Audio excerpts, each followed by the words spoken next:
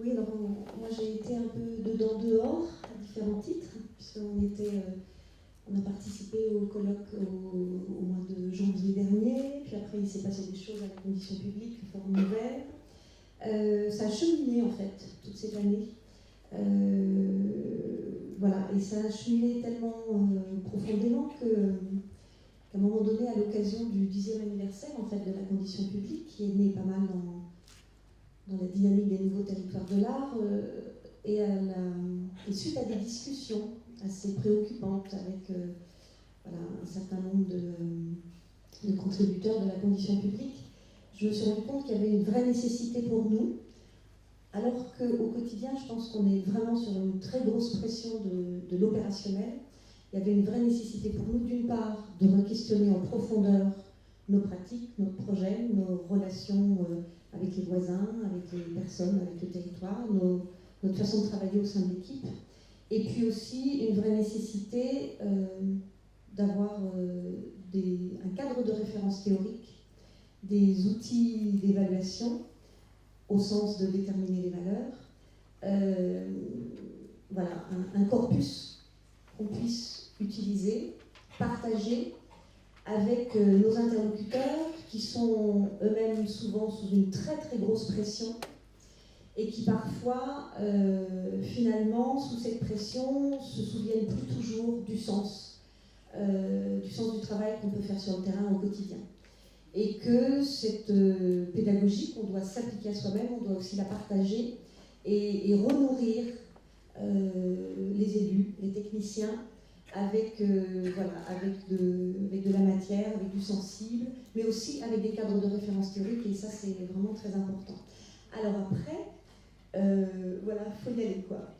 Et moi quand j'ai commencé à regarder de près, alors je révise parce que même le vocabulaire j'ai du mal, voilà, les fiches de cas, les cartes d'interaction, les interconnexions. Bon, moi j'ai un moment de panique terrible en me disant que j'allais embarquer toute l'équipe de la condition publique, elle allait me regarder comme si j'étais complètement folle alors qu'il faut monter la salle pour tel truc, etc.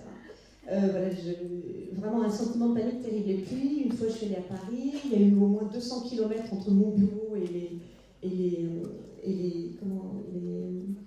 intermédiaires.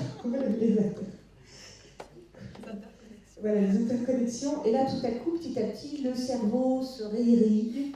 Voilà, la capacité à réfléchir, la pression. Voilà. Et on a l'impression de retrouver vraiment un cerveau, une intelligence, une capacité à reconnecter plein de choses. C'est hyper nourrissant. Et voilà, c'est précieux.